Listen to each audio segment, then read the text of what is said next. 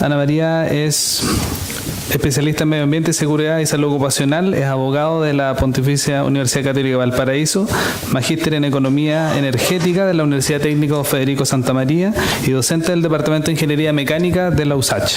Tiene 20 años de experiencia en el análisis de identificación y evaluación de requerimientos legales de relevancia ambiental en salud ocupacional y seguridad aplicable a las empresas, levantamiento y verificación y seguimiento de compromisos ambientales de RCA, elaboración y revisión de planes de cumplimiento ambiental. Dentro de su experiencia en general destacan trabajos en la identificación y revisión de regularización de permisos ambientales y sectoriales, preparación y dictación de cursos de legislación y gestión ambiental y laboral, procesos de implementación de sistemas de gestión ISO 14001 y OCHA 18001 y de certificación y mantención de ISO 14000 y OCHA también. Ha hecho numerosas auditorías específicas de requisitos legales en los compromisos de RCA y permisos ambientales sectoriales para empresas de diversos sectores de la industria nacional. Dejo con ustedes a la señora Ana María Reyes.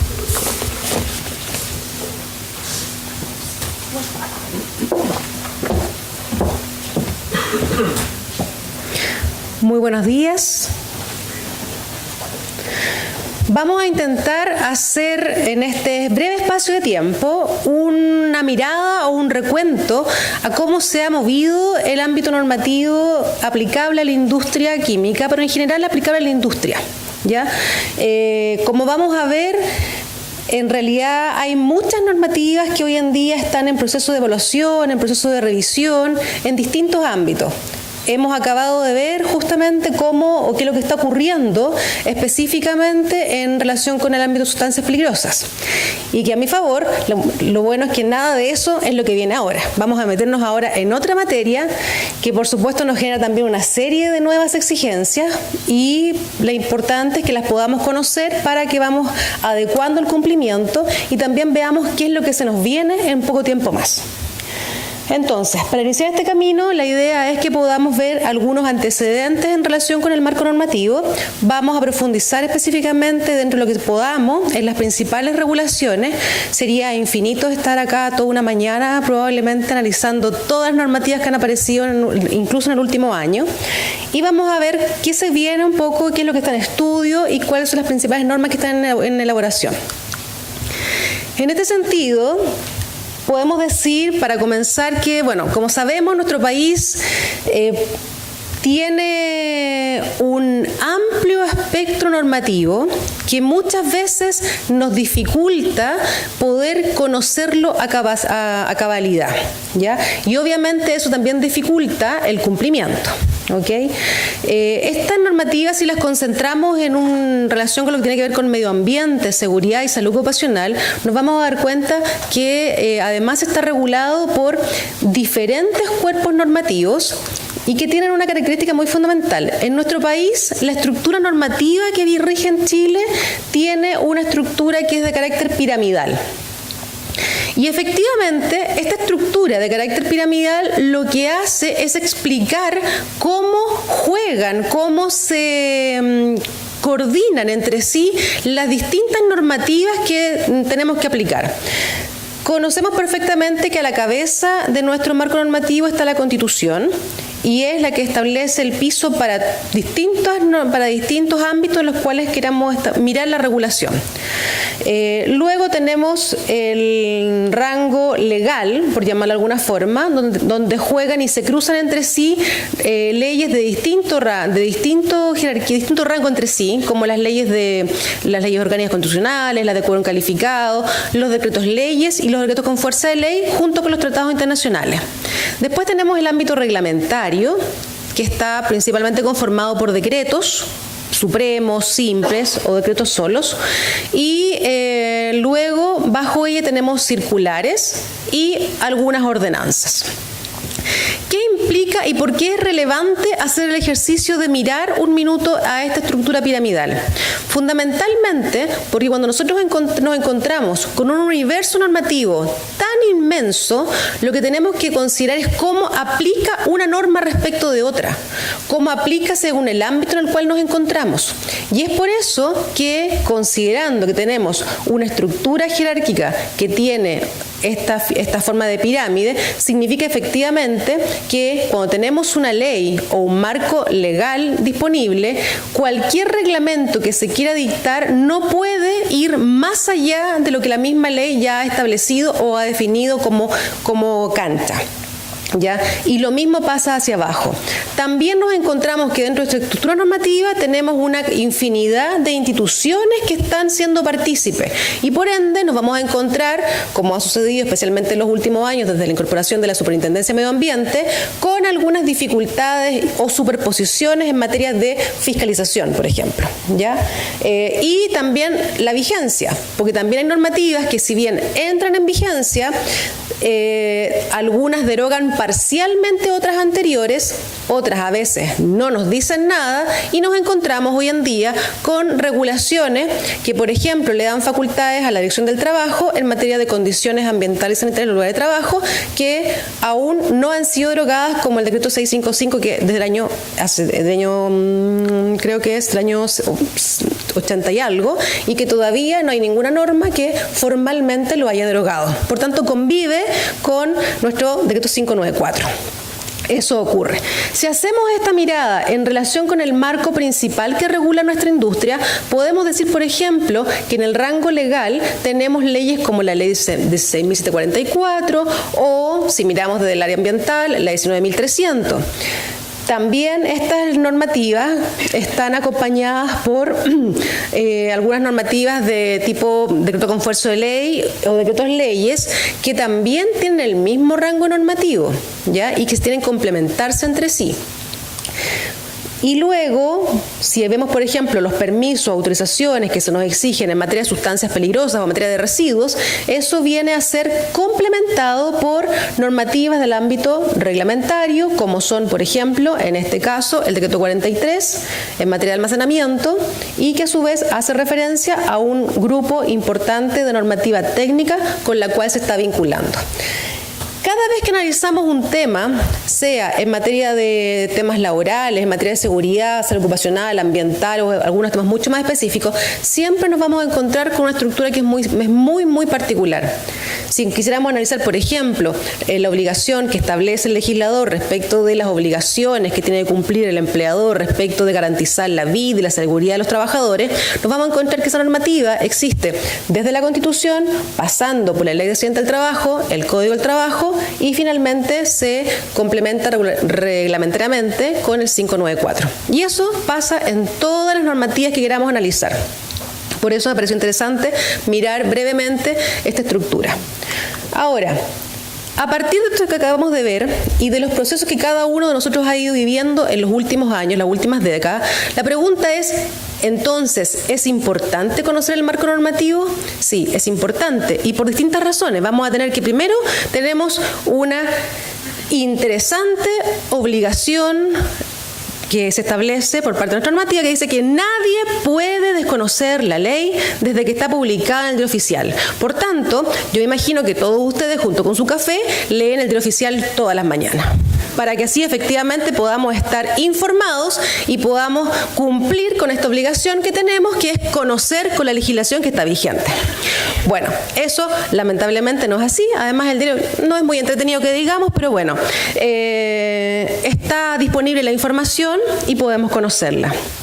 También tenemos que no solo estamos obligados porque la normativa lo dice, sino que además nos autoimponemos obligaciones. Es decir, cuando hacemos un proyecto y establecemos un marco normativo que regula el proyecto, muchas veces establecemos exigencias que están dentro del marco normativo y muchas veces somos mucho más originales y sacamos una pluma más grande y nos ponemos más exigencias. También estamos obligados a cumplir con eso. Hoy día pasa un poco menos eso, porque la superintendencia nos tiene a todos un poco muy cortos, entonces cada vez somos menos originales y nos ceñimos específicamente a lo que la norma nos dice.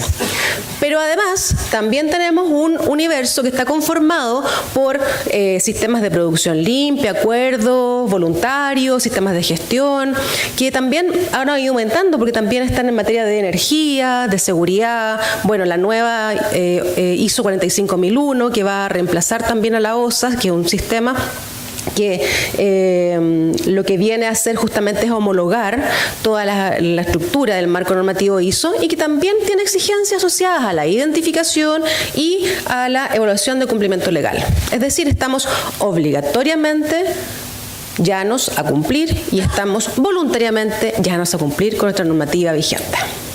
Entonces, veamos para poder avanzar un poco más qué ha pasado más o menos en este último año. Esta presentación intenta cubrir un periodo más o menos que puede ser desde marzo-abril del 2017 hasta lo que ha pasado en el último mes. Para eso he querido tomar algunas temáticas que son de interés para el rubro y, por ejemplo, he generado esta línea de tiempo asociada a lo que ha sido la temática de impuestos verdes. Como pueden ver, el flujo normativo es intenso. Ahora, en la realidad, todavía son materias que están recién en proceso de implementación, ¿ok?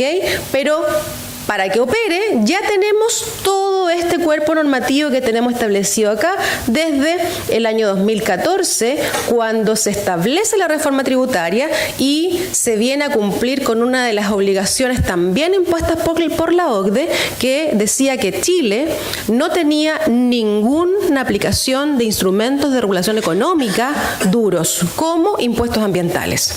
Entonces, justamente, lo que se hace es que se incorpora este impuesto de tipo piguviano, de que se aplica directamente a la emisión y se impone a las emisiones contaminantes de material particulado, los óxidos de nitrógeno, los dióxidos de azufre y los dióxidos de carbono.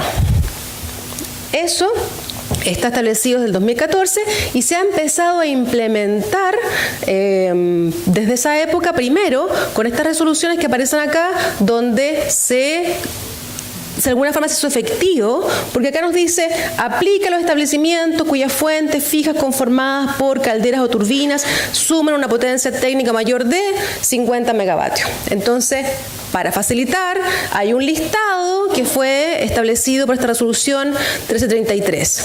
Después vino otro decreto que vino a establecer un reglamento para fijar las obligaciones y los procedimientos que tenían que cumplir estos contribuyentes impuestos a esta ley, y luego una serie de resoluciones que se dictaron durante el 2016 y el 2017 que tuvieron por objeto introducirnos en el cumplimiento, estableciendo una serie de metodologías para la cuantificación, para la ejecución de los reportes y todo eso, y que finalmente luego de estos 2 años de aprendizaje viene a ser reemplazada en enero de este año por un nuevo instructivo que está aprobado por la resolución 55 y que deja sin efecto todo lo anterior.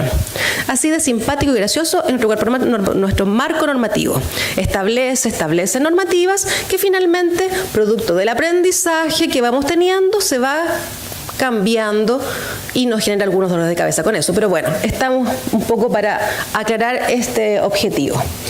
Por tanto, ahora todo el proceso de cuantificación de emisiones y reportes tenemos que hacerlo en base a esta nueva resolución que se publicó en enero de este año.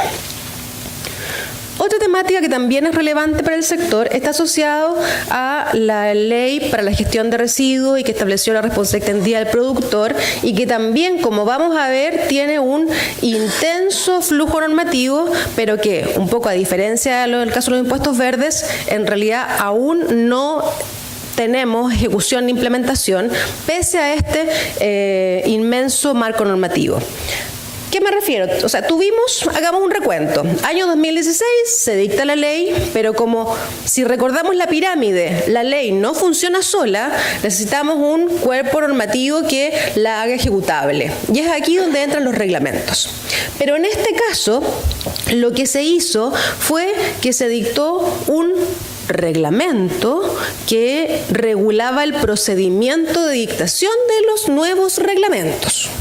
Es un tema un poco complejo, pero bueno, así se determinó esta materia y entonces, por una parte tenemos la ley, este reglamento que establece el procedimiento de elaboración de los nuevos instrumentos para avanzar, sí, se comenzaron a pedir ciertos requerimientos de información obligatorios y con plazos de entrega. El primero se hizo para los productores de aceites lubricantes y se estableció que tenían algún tiempo durante el 2017 para poder entregar información a la autoridad. ¿A través de qué mecanismo? Hoy día todo lo que sea reporte está yendo hacia lo que es RETC. Así que también se estableció dentro del sistema un apartado donde se tenía que reportar esta información. Esto es un reporte único, no es que tengamos que hacerlo permanentemente, pero se estableció que ese es el mecanismo. Ahora, ¿cómo? Nos pilló un poco, parece, en pañales, se estableció un nuevo proceso que no solo incorporó a los otros productos prioritarios, sino que además también volvió a incorporar a los aceites lubricantes. Es decir, se amplió un poco el plazo respecto de ello e incluso después al final se volvió a ampliar el plazo. Esto no está mencionado acá porque ya es un tema de plazo, pero hasta septiembre del año pasado fue el último plazo ya en que se tendría que haber entregado esta información. ¿En qué estamos hoy en día en relación con la ley REP? Tenemos que por fin se inició el proceso de elaboración del decreto supremo en relación con dos productos prioritarios. El primero en relación con neumáticos y el segundo en relación con envases y embalajes, ¿ya? Y paralelo a eso se dictaron también una serie de decretos en los cuales, resoluciones en las cuales primero se convocó a algunos representantes para poder constituir el comité ampliado, que va a ser el que finalmente va a aportar en la elaboración de este decreto. Y se fueron designados recientemente, ahora en marzo de este año, este comité que está conformado principalmente por representantes del sector público, los ministerios de salud, de Hacienda, de Medio Ambiente, otros más, y también obviamente por representantes de todo el sector industrial que está relacionado con esta materia. ¿Okay? Eso es lo último que tenemos en relación con el tema de la ley REP. La línea de tiempo es la misma, solo para complementar.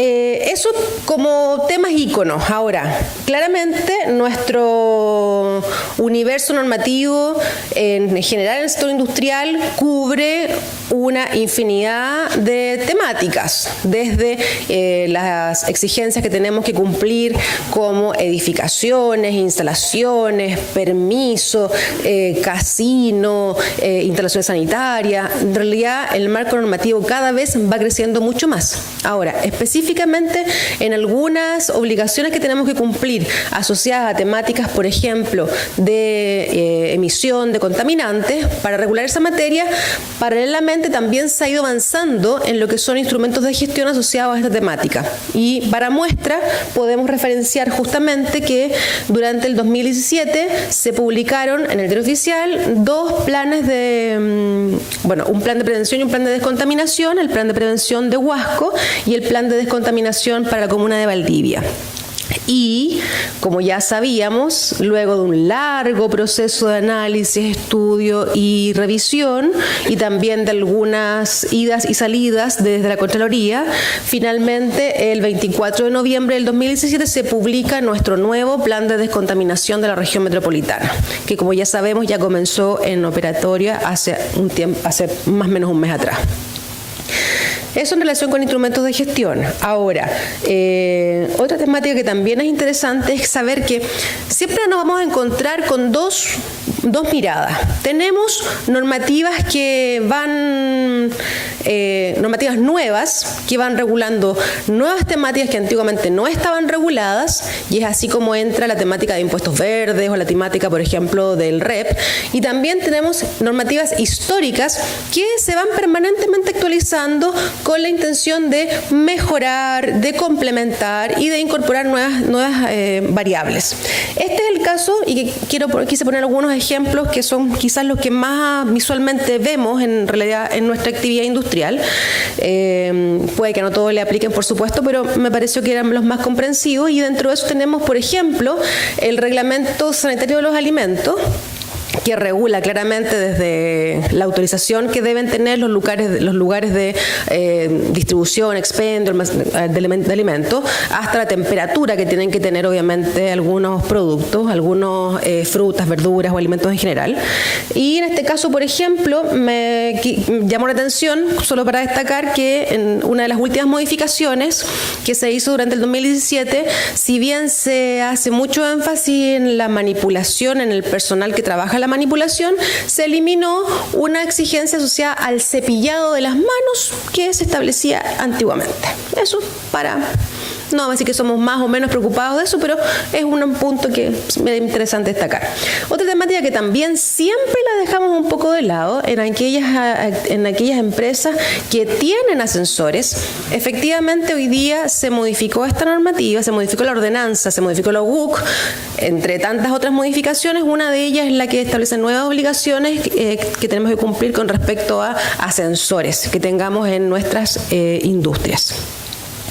También se dictó una nueva norma de emisión asociada a los vehículos motorizados. En realidad se ha ido avanzando bastante en relación con vehículos motorizados. De hecho, justamente ahora este mes se modificó la ley de tránsito. Hace poco, hace un par de semanas, una semana atrás se modificó la ley de tránsito justamente con la intención de actualizar el marco normativo y de que convivan de alguna forma todos los tipos de vehículos, desde los ciclos, en general justamente la modificación apunta a la mejor incorporación de todo lo que tiene que ver con bicicletas, triciclos y exigencias que se hacen para ese tipo de vehículos. Y también, por ejemplo, en cuanto a la emisión que emiten algunos otros vehículos como motocicletas y otros.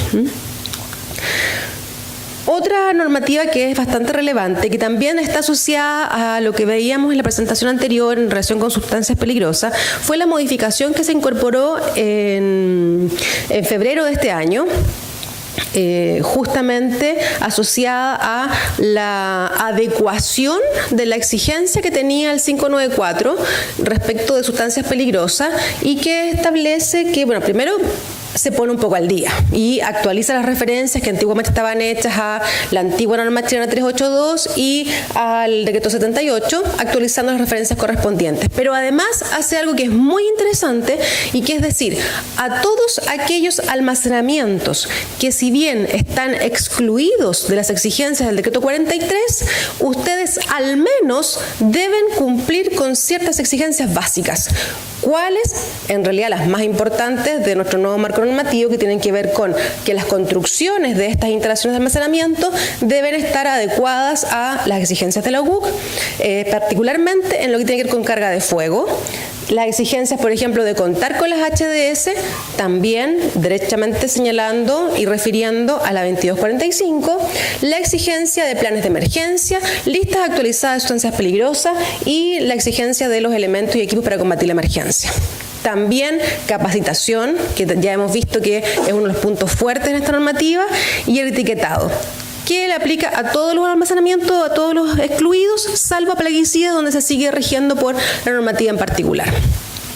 Ese es un cambio bastante importante porque todos aquellos que habían quedado un poco afuera del cumplimiento, hoy en día al menos tienen que cumplir con esta exigencia, y que es de aplicación inmediata.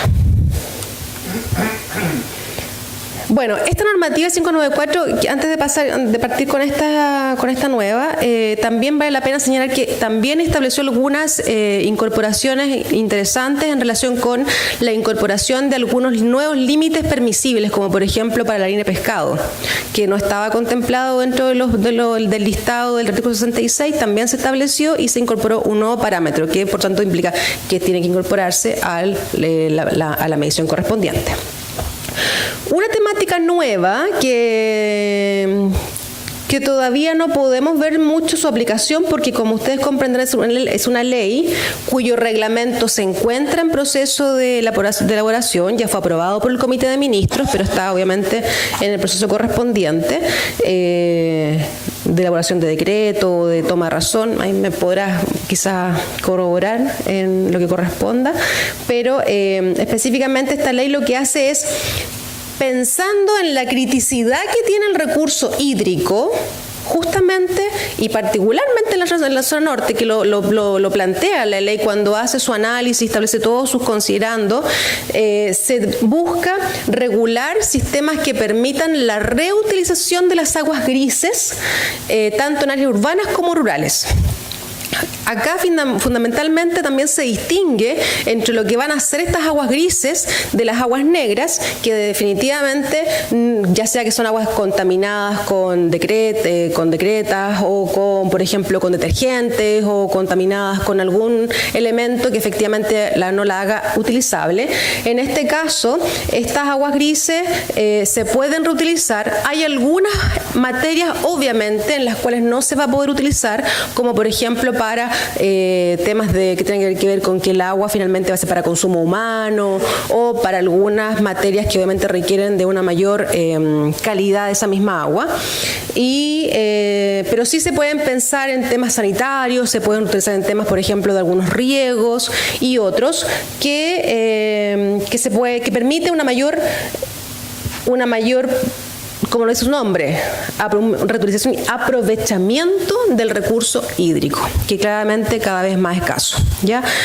En general, los sistemas de reutilización lo que buscan, además, es considerar que se pueden hacer proyectos tanto a nivel industrial como a nivel de la sanitaria, que se consideran proyectos de interés público, ¿ya? Para todos los efectos, estos proyectos van a tener que contar con la aprobación de la autoridad sanitaria respectiva, ¿ya? Una vez que tengamos su reglamento aprobado.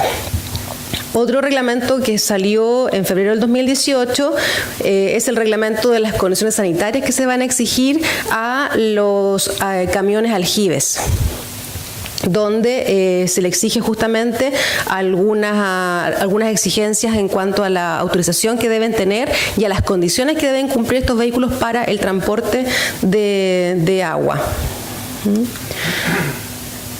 Bueno, tenemos dentro de este barrido algunas normativas nuevas también en materia del reglamento de concesiones marítimas, que justamente busca mejorar algunos procesos y algunas consideraciones que se deben tener en el otorgamiento de las concesiones marítimas existentes, y algunas normativas específicas de la Seremía Metropolitana que vienen un poco de la mano de la implementación del plan de descontaminación.